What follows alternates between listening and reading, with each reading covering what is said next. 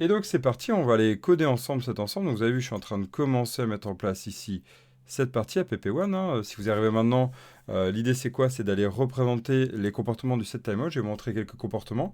Alors qui vont être un peu biaisés puisqu'en fait je les mets directement sur la vue. Mais pour voir les incidences qu'il y a quand certains choix sont faits. Et je vais vous montrer en fait ce que ça donne. Vous allez voir qu'on va avoir un comportement assez particulier qui va montrer en fait quelles sont les incidences en fait sur eh bien, le timeout par exemple. Est-ce que c'est bien d'utiliser un timeout dans notre moteur et voir ce que ça donne. Donc on va aller voir ça. Et on va aller voir ce que c'est NGZone. Hein. On va découvrir ça. C'est l'objectif de ce 3 quarts d'heure là qui vont arriver. Ok. Donc ici dans mon update NGZone, on en parlera après. Là j'ai bien mon app1 que j'ai créé. Puis bah, j'ai 1, 2, 3, 4, 5, 6, 7. Et ce que je vais faire, c'est que je vais rajouter un dossier shared avec un dossier ici. On aurait pu mieux les classer, mais là c'est juste à titre d'exemple bien sûr. Un tools. Et puis je vais créer une petite fonction en fait qui va aller mettre à jour toutes les parties. Donc là ça va être mes fonctions. Mes outils. Viens là, Coco, voilà.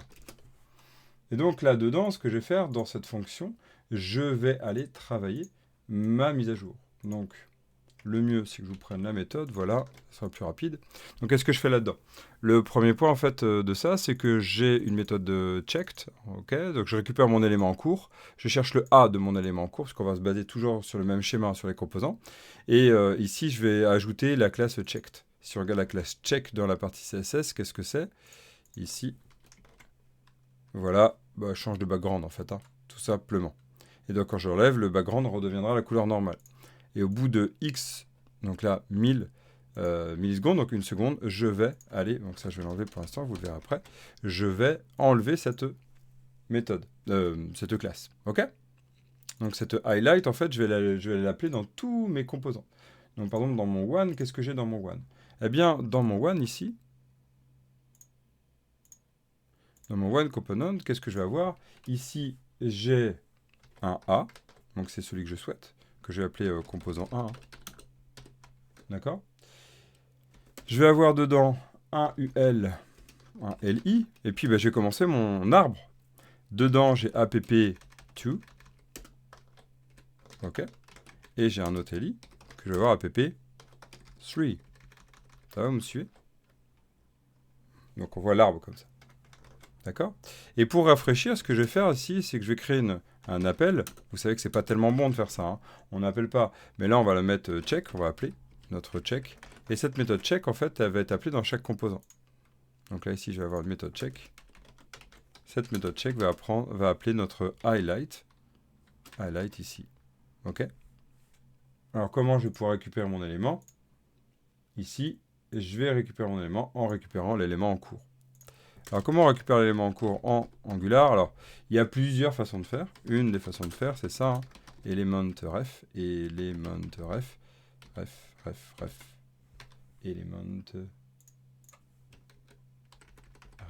Ben, il veut pas. On va le récupérer. Voilà. Element ref, voilà. On va l'injecter. Ce element ref, on va le mettre dans Angular Core. Youpi. Et mon constructeur. Ah, j'ai plusieurs constructeurs. Voilà. Ok. Il n'y a qu'une définition de constructeur. Et donc là, je vais faire un this.l. Youpi. Bon. Là, l'idée, c'est vraiment un exemple simple. Hein. Mon constructeur, j'ai juste besoin de ça, je récupère. Alors, petit tips d'ailleurs, Elementref est déconseillé hein, quand on fait vraiment du code sanitisé, donc ça. L'idée, c'est plutôt d'utiliser ce qui est au-dessus, hein, le renderer. On va pas utiliser Elementref, mais là, c'est juste pour l'exemple. Hein. D'accord? Donc là, on appelle cette méthode check. Cette méthode check, elle appelle dans ici. On va passer à l'élément 2, puis vous allez voir, en fait, on va retrouver vraiment le même code. Sauf que dans l'élément 2, il va y avoir une petite spécificité. Alors, on va se mettre dans l'élément 2. Ici, l'élément 2, on va retrouver la même méthode check, hein, ici. La même méthode check. Ici, on va retrouver la même chose avec le A. Voilà. Donc, élément 2. La méthode check, je la mettrai après. Et dedans, on a bien un UL, hein, avec un LI. Et dedans, on appelle le app4. OK. Et on va appeler le app5. OK. Sauf qu'à l'intérieur, ici, dans notre A, on va mettre... on peut le mettre de différentes façons. Hein. Ici, on va mettre un H5, H6, j'en sais rien, on m'en fout. Ici, on va mettre des boutons. Moi, je pense même que le mieux, ça va être des boutons. On va mettre des boutons. Ici. Et là, on va faire clic. Et on va découvrir la partie Detect Changes. D'accord? Donc on va le voir ici. Donc là, pour l'instant, il n'y en a pas. On va voir ce que ça va faire. Detect Changes. OK? Voilà. Ici, mon check, ça va être la même chose que mon one. Donc il y a du gros copier-coller. On pourra l'optimiser. Le but, c'est pas de faire un code propre, c'est faire un code qui va être compréhensible. Voilà. Puis bah du coup, on va aller faire toutes les autres méthodes. Voilà. Highlight, on va l'appeler. Élément, on va le récupérer avec mon constructeur. Donc là, on peut gagner du temps en faisant comme ça. Voilà. Et élément trait, j'espère que là, il va le retrouver. Yes. Ah, ils ont fait une mise à jour de notre Visual Code. J'ai fait une mise à jour. Ces petites étoiles là, ces petites loupiottes, ça n'y était pas du tout avant.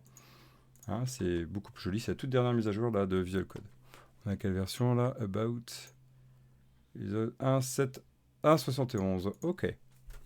Voilà, dans notre 2. Après, dans notre 3, on va appeler le 6 et le 7. Et donc, on va se retrouver exactement pareil, à part ce bouton-là. Donc, on a la même chose. Hein. Le composant 3 ici. Voilà. On n'a pas le bouton, par contre. Voilà. Et là, on a app 6. Et là, on a app suivi 7. Voilà, super. On a le check, donc la même chose. Donc, on va récupérer ça dans le 2. Là, je suis juste en train de construire, comme ça, vous récupérez tout pour le reproduire à la maison. Je mets dans mon composant 3, voilà. Et là, je vais récupérer ça avec mon élément de trèfle, Z. Voilà. Et mon component. C'est quand même plus joli, ce qu'ils ont fait la mise à jour. Voilà. Super. On va fermer tout ça. Après, le composant 4. Le composant 4 ici. Mon composant 4, lui, cette fois-ci, il a juste l'affichage. Donc, on va aller comprendre le composant. Voilà, 4. Ici, juste l'affichage. Composant 4. Il va récupérer la même chose, par contre, sur la partie constructeur avec mon highlight. Voilà. Alors, mon composant 4, le voilà. Voilà. Et méthode, vous allez voir, c'est impactant. Hein. C'est assez dingue ce qui va se passer. Le composant 4. Et après, le composant 5. Il est où mon 5? Il est où mon 5? 5. Oui. Mon 5. Il va ressembler exactement à mon 4. Non. Ça, on va le mettre dans le code du 5. Voilà. Highlight, oui. Élément de trèfle, oui. 5, donc on va sur le for. Voilà. Voilà, 5. OK. On va aller sur mon composant 6. Ah, bientôt fini. Un courage, c'est pour que vous puissiez le reproduire à la maison. Si vous le souhaitez, le 6. Là, ici, je vais mettre composant 6. Et mon check que je vais appeler là.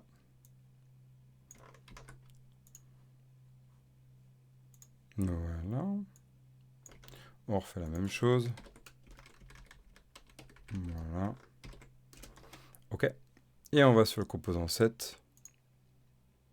Le composant 7, c'est la même chose. En fait, c'est duplication d'un code. Hein. Juste pour l'exemple.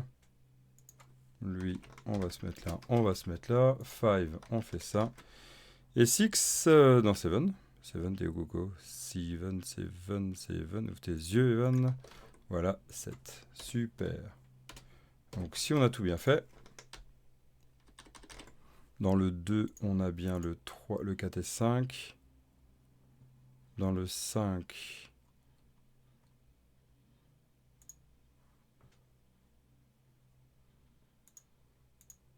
on a bien ça. OK. On va lancer un petit append start. Normalement, on doit avoir un bel arbre qui va apparaître.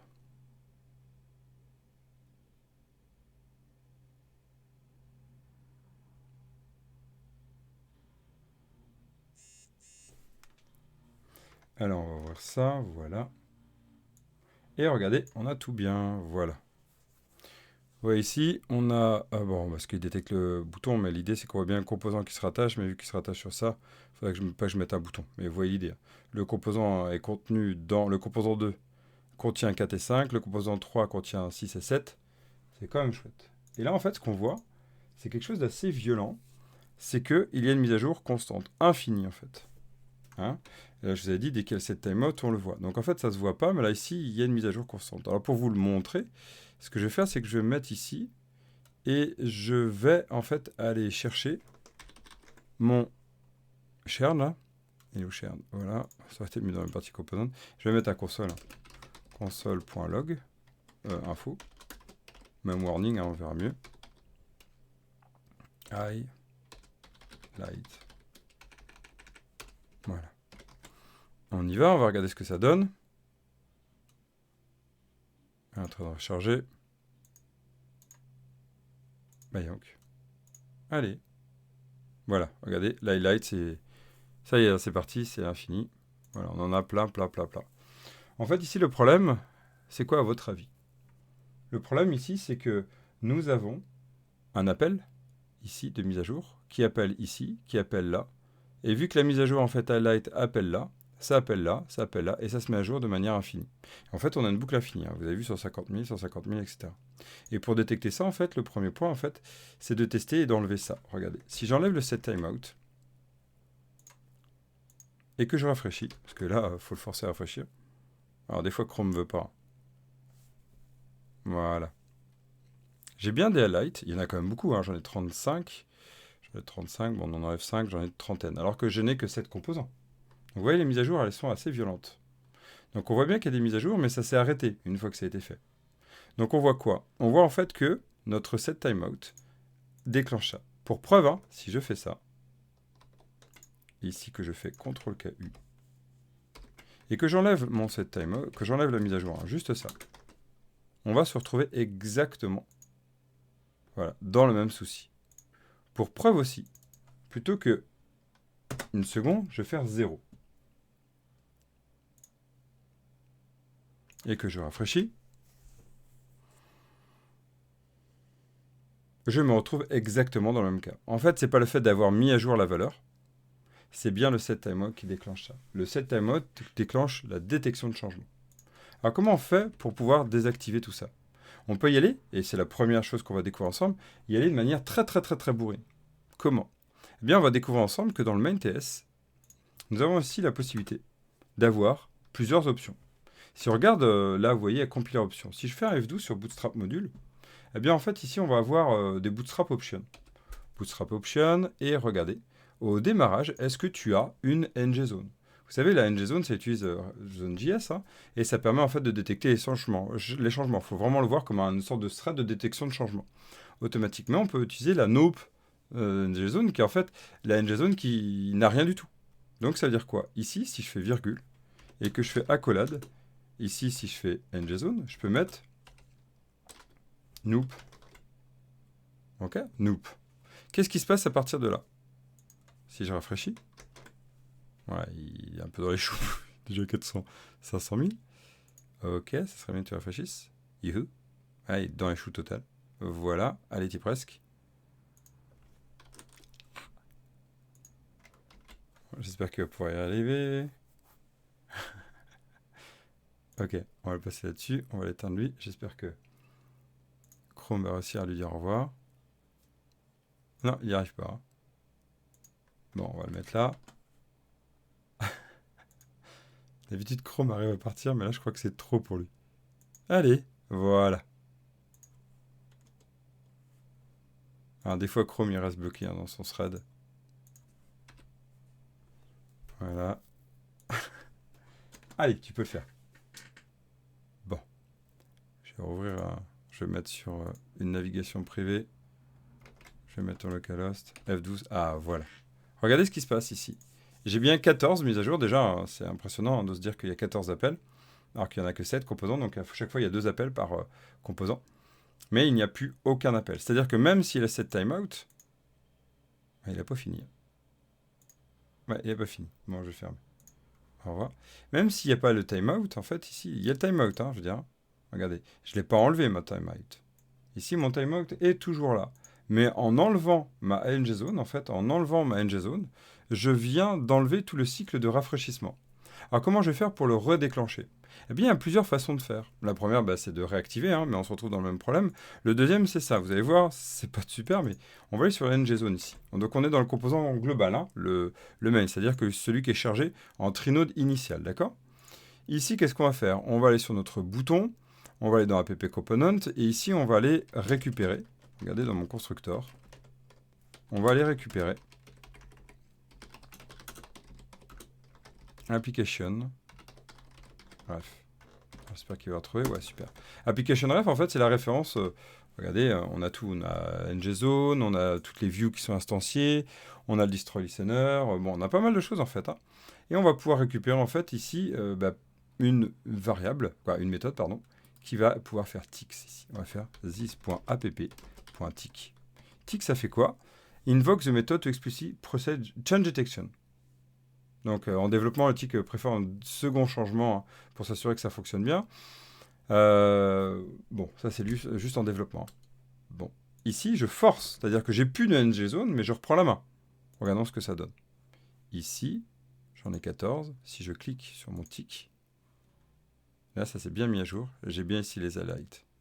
Alors, pour le voir, ça sera quand même plus sympa.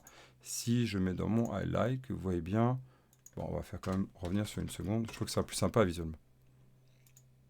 Regardez, là, j'ai bien mis à jour. Si je fais le tic, tac, ça se met à jour et ça se efface. OK? Tic. Vous avez vu? Donc, je désactive complètement NGZone. Au revoir. Et je viens prendre la main en disant application.tick. C'est exactement la même chose. C'est moi qui dis OK. Il y a eu un tic, le set timeout a bien passé. Et donc, du coup, moi, je reforce le cycle de vie, trigger changes. Vous savez, dans le cycle de vie, ça va être d'abord ng changes, puis après, c'est on init. Hein. Si on va voir là, Angular life cycle, voilà. Ici, si je rappelle, hein, le point important à se rappeler ici, c'est d'abord changes. OK?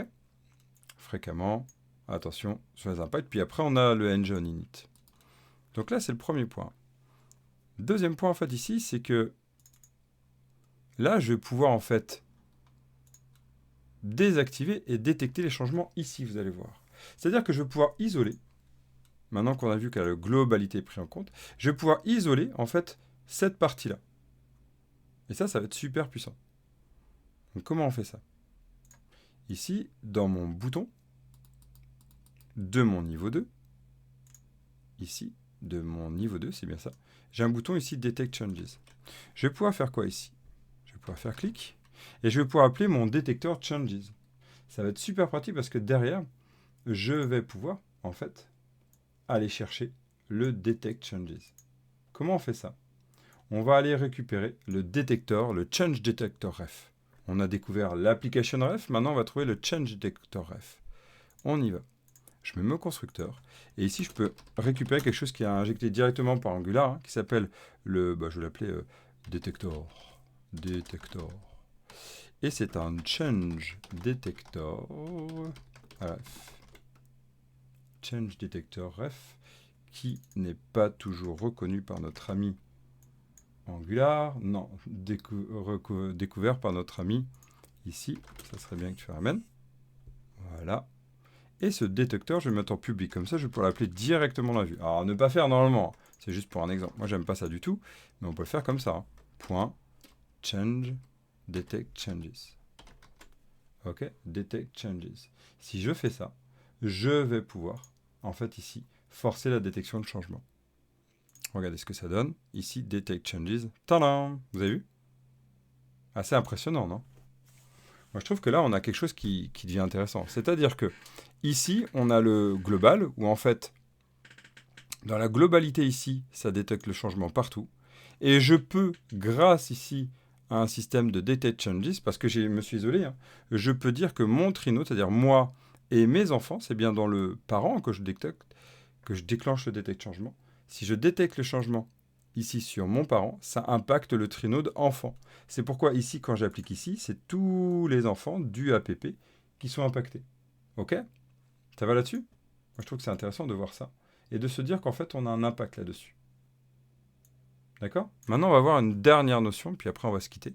Une dernière notion sur cette partie-là. On travaillera le NGZone un peu plus tard. Hein. On ira travailler la notion de outside aussi par la suite, et on verra la notion de web worker, voir à quel point c'est intéressant, un peu plus tard. Si on revient sur notre code, là, si on revient sur notre code ici, ce qu'on va faire, c'est que maintenant, on va utiliser le mode push. Ici, je me mets là. Et là, il y a le change detection en mode onPush. Donc le change detection, ça serait bien que... Non, team detection, change stratégie, voilà. Et on prend le onPush. De base, c'est le mode normal. Qu'est-ce qu'il y a? Qu'est-ce que t'as? Alors, must be a member. OnPush. Ah ouais. J'imagine que change detection strategy. Oh putain, quel boulet. Il l'a pas mis dans le bon. C'est lui. Voilà, il y en a deux. Il y a la partie compiler qui ne nous importe pas. Il y a lui qui est important. Ok, le onPush. Ok, on va voir ce que ça change. Est-ce que ça change quelque chose? Non. Et si je fais un detect? Ah, regardez. Maintenant, en fait, j'ai isolé mon composant des autres. Donc ça veut dire aussi que niveau performance, c'est très intéressant. Puisqu'en fait, ce composant-là, même s'il y a un problème là, de performance, lui ne recevra pas le tick global. Pourquoi il est onPush, hein? Le onPush, ça permet normalement, stratégiquement, en fait, d'initier quand je mets à jour une référence dans le input, par exemple. Mais ça détecte aussi les ticks. Ça isole des ticks, en fait. Des ticks globaux. Donc les setTimeout, etc. Et donc ça veut dire que si je réactive, alors attention, ça risque de repartir en vrille, mais si je réactive ici, dans mon main.ts, la partie, si je remets zone.js, qu'est-ce que ça va donner ici? Là, il boucle à l'infini, hein, sauf que lui, plus du tout. Par contre, si je fais tick ici, voilà, il est reparti. Si je fais detect changes, là, par contre, il re-rentre dans le cycle de vie, et là, c'est reparti à boucler. OK? Donc, comment faire pour corriger le problème du setTimeout? Ben, c'est ça qu'on verra. Un setTimeout, comment on peut éviter qu'il existe? Eh bien, c'est peut-être de l'exécuter en dehors. En dehors. Mais ça, on le verra un peu plus tard. Voilà, c'était le point que je voulais vous montrer à travers un petit live Twitch. Moi, après, là, je vais devoir vous quitter. J'ai les enfants qui m'attendent. Au moins, vous avez ce premier point-là. Travaillez-le. Allez plus loin. Nous, on le reverra dans un prochain épisode des performances. On va enclencher ici, de toute façon, sur ces vidéos Twitch, live Twitch et YouTube, tout le travail autour des performances d'Angular. À très vite.